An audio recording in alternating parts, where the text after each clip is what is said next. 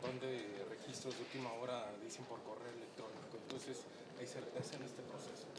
Este proceso es una farsa de principio a fin. Lo denunciamos desde que discutimos la reforma constitucional. No se diseñó para resolver los enormes problemas de justicia que tenemos en el país. Se diseñó para que Morena tenga el control del Poder Judicial. Anticipamos que iban a tener el control de los comités de evaluación y así sucedió, con perfiles 100% partidistas, afines a ellos. Quien tiene el control de las listas tiene al final el control de quienes resultan electos. Entonces, lo que está haciendo Morena es un proceso amañado, una farsa, para tomar el control del Poder Judicial, para colonizar el Poder Judicial. Y esto que vimos el fin de semana es un eslabón más de la misma cadena de trampas, porque casualmente un proceso en el que no había interés, en el que muy poca gente se había registrado, mágicamente incorporan una nueva modalidad que es el correo electrónico y miles de personas se inscriben. No han querido siquiera transparentar los nombres. Algunos medios de comunicación han anticipado que podría tratarse inclusive de servidores públicos a los que ordenaron que se tenían que inscribir para abultar el proceso, para dar la apariencia de que es un proceso democrático en el que participan muchas personas. Entonces, esto último simplemente viene a confirmar que este proceso en su conjunto es una farsa. El objetivo para Morena es tomar el control del Poder Judicial, lo cual, a su vez, en una visión de conjunto, nos confirma que estamos transitando de manera franca hacia un régimen de corte autoritario, donde Morena está acabando con todos los contrapesos. Ya no habrá Poder Judicial como contrapeso, ya no habrá Comisión Nacional de Derechos Humanos, porque la tienen completamente colonizada, ya no habrá organismos autónomos como el INAI que nos den información.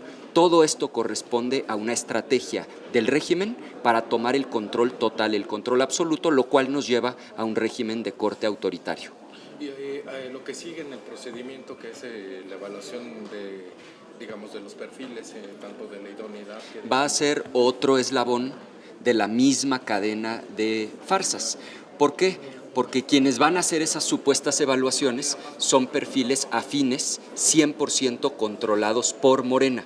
Y de ahí los van a meter a una tómbola y mágicamente van a aparecer en la boleta aquellos que Morena de manera anticipada preseleccionó. De tal manera que están engañando a la gente con el cuento de que van a elegir de manera libre, directa y secreta a jueces, magistrados, ministros. La realidad es que Morena ya tomó la decisión por la gente de manera anticipada. Por otro lado, senador, el tema de esta carta que le envió hoy por la mañana la presidenta Sheinbaum a Donald Trump, donde le dice que a un arancel vendrá otro arancel y nunca terminará con el tema de las amenazas. Las amenazas de Trump son delicadísimas. Si él cumple esa amenaza de poner un arancel de 25% a todos los productos mexicanos para entrar a Estados Unidos, no exagero, provocaría una gravísima crisis económica en nuestro país. Lo que Morena, lo que el régimen no entiende, es que el horno no está para bollos. Hoy mismo vamos a votar una reforma a la Ley Orgánica de la Administración Pública Federal que implica la desaparición del IFT. Eso viola de manera flagrante el capítulo 18 del TEMEC. Entonces, están dándole elementos a Trump. Jamás me pondré de su lado, estoy del lado de México, pero le están dando elementos para cometer este tipo de barbaridades. Y hay quien dice, no pasa nada, a China ya le ha puesto esos aranceles, sí, nada más que China solo le exporta a Estados Unidos alrededor del 15% de lo que exporta China. México le exporta a Estados Unidos más del 80%. Es como si alguien tiene una tienda y hay un solo cliente, eso es para nosotros Estados Unidos, al que se le vende más del 80% del total de las ventas. Eso es lo que representa Estados Unidos para México en términos de exportaciones. Entonces, la amenaza es de una gravedad absoluta, hay que tomarla en serio, hay que estar unidos como mexicanos para hacer frente y el gobierno tiene que despertar, entender que el horno no está para bollos y no dar pie a que puedan cometerse este tipo de atropellos en contra del Estado mexicano, porque al final quien pagaría los platos rotos no es el gobierno.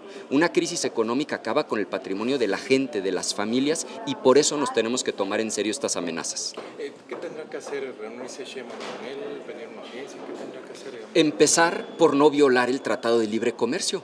Hoy mismo vamos a votar en el Pleno, obviamente yo votaré en contra algo que claramente viola el capítulo 18 del Tratado de Libre Comercio. Desaparecer al IFT y a la COFECE es violatorio del TEMEC. Entonces, lo que tenemos que hacer más allá de las cartas es cumplir lo que nos corresponde, honrar nuestros compromisos, que aquello a lo que nos comprometimos como nación mexicana se cumpla, para tener autoridad moral para poderle exigir a Estados Unidos que a su vez cumpla el TEMEC y no establezca aranceles que a su vez serían violatorios del TEMEC. Pero claro, si nosotros somos los primeros en violar el Tratado de Libre Comercio, ¿con qué cara le vamos a exigir a Estados Unidos que no haga lo mismo? Entonces, lo que México tiene que hacer es ser consistente, ser congruente, y el oficialismo necesita despertar, entender el tamaño del reto y entender que necesitamos estar a la altura de las circunstancias. Ya llegó la minuta, senador, está justo, ya le decía usted, de la desaparición de órganos autónomos. Trae este tema que se acusó desde allá de la Cámara, que eliminaron la supremacía constitucional. ¿Ya lo revisaron y qué procedería? Ahí está otro ejemplo. Es una minuta que por un lado refleja el descuido, la torpeza con la que están haciendo las cosas. O sea, literalmente borraron párrafos enteros de la Constitución, incluyendo esta barbaridad de la supremacía constitucional. Entonces, ahí está una primera prueba de que están legislando literalmente con las patas, que están haciendo las cosas al aventón. Pero segundo, de fondo, esa minuta implica una cosa gravísima para la democracia, que es desaparecer al INAI. A ver, el INAI ha cumplido su función. Incluso en tiempos de Calderón obligaron al gobierno a entregar la información de las fosas clandestinas en San Fernando, Tamaulipas.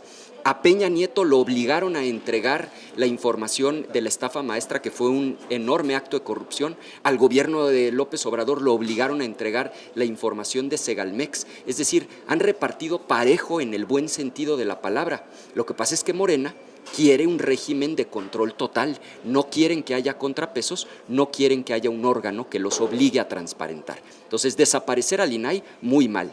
Y segundo, desaparecer al IFT y a la COFECE implica lo que ahora estábamos hablando, violar el Tratado de Libre Comercio. Muy mal.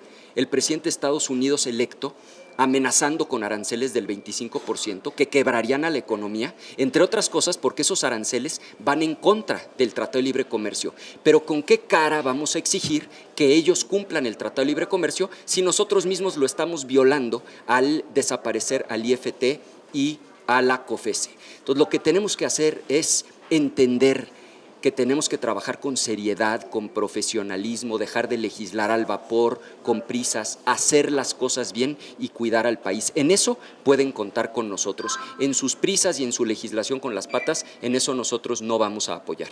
¿Ya se analizó un camino para esto de la supremacía constitucional en el dictamen? No. Aún no, es muy probable que requiera otra reforma constitucional. Eso pasa cuando se hacen las cosas mal.